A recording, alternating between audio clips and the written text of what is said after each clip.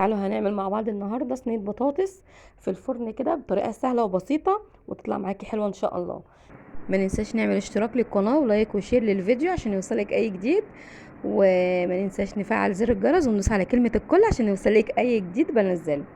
انا هنا حوالي كيلو بطاطس، يعني انا اللي انا عملته كده كان حوالي كيلو بطاطس. قطعته شرايح كده، ولا هي تخينه ولا هي رفيعه. يعني خلي بالك من حاجه زي كده، لو تخينه ممكن تطلع معاكي مش مستويه قوي مهما كنتي حطاها وقت كتير في الفرن. فهي القطعه تبقى شريحه كده، تبقى خفيفه كويسه. وهنا معايا بصلايه مبشوره او بصلايه انت مخرطاها زي ما انت ما شايفه كده، وفصين توم وقرن فلفل اخضر. بس احنا مش هنعوز حاجه تاني غير كده الا دولت بس اللي على البطاطس. تمام. هنا هنفضي كل ده كده، البصل على البطاطس على فصين الثوم على الفلفل الاخضر، ده فلفل اخضر حار. هنا معايا ربع معلقه فلفل اسمر، ربع معلقه بابريكا، هنحط ربع معلقه كمون برضو، وربع معلقه كزبره ناشفه. بس احنا مش عايزين حاجه تاني غير كده. وطبعا الملح معانا هنا حوالي نص معلقه ملح كبيره. تمام. ومكعب مرقه دجاج. وكل الحاجات دي كده افركيها بقى في قلب البطاطس زي ما هتشوفي دلوقتي. هي بس التتبيله دي اللي احنا هنحطها، وشويه سكر عشان الحموضه بتاع الطماطم. انا هنا على البوتاجاز جنبية بسخن الصلصة عشان كنت مفرزاها، فبسخنها تفك معايا عشان احطها على البطاطس كده. هنا حطينا كل التوابل اللي احنا عملناها دي، وحطينا هنا مكعب مرقة الدجاج. كل ده بقى افركيه بقى كده، عارفة، امسكي البطاطس في البصل في الفلفل في الثوم في التوابل، افضلي افركيهم كده والعوكي فيهم جامد. هتشمي معاكي ريحة حلوة قوي، يعني البصل هيطلع ريحته مع الفلفل مع التوابل اللي احنا حاطينها. افضلي بقى ادعكي فيها كده لغايه ما تتاكدي ان كل حاجه دخلت في بعضها. تمام. هنا بقى ما ننساش نصلي على سيدنا محمد عليه افضل الصلاه والسلام.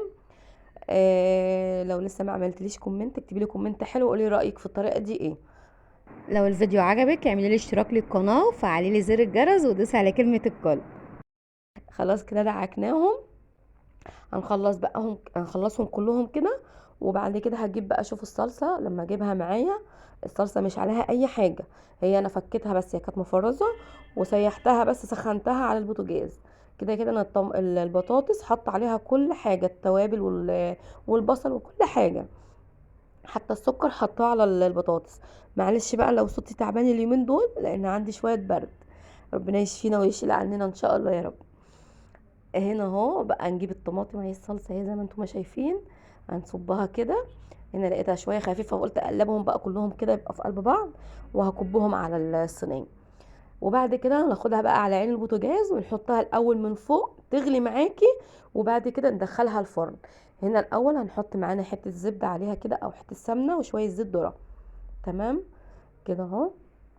هنحط بقى حته الزبده.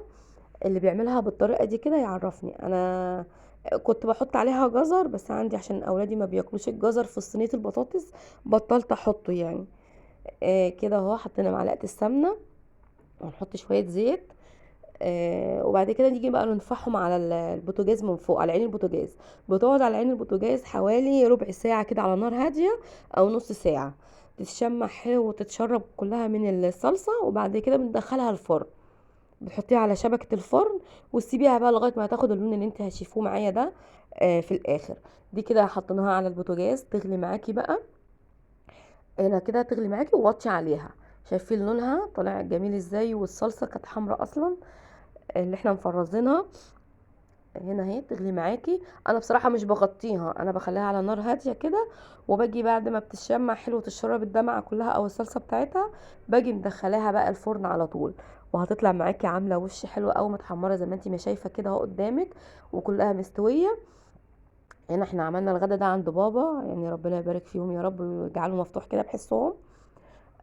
كنا بنتغدى عنده. فهنا عملنا بقى جنبهم شوية مكرونة محمرين، وعملنا فراخ مشوية برضو في الفرن، انا نزلتها لكم قبل كده. هنا هحطها معاكم اهو زي ما انتم ما شايفين، مستوية بقى وزي الفل، يعني البطاطس مستوية خالص وطرية وفي نفس الوقت شاربة الصلصة بتاعتها، وكل الخضار اللي عليها استوى وطعمها كمان احلى من شكلها. يعني بصراحة خرافة يعني. انا عندي جوزي دايما يقول لي صينية البطاطس اللي انت بتعمليها دي بصراحة ما دقش قبل كده زيها. فهنا عملنا بقى جنبها المكرونة وطبعا الفراخ اللي احنا عملناها هنحط دلوقتي الاكل قدامكم وتشوفوه، واللي هيعمل الطريقه دي وعجبته بألف هنا وشفا ليه.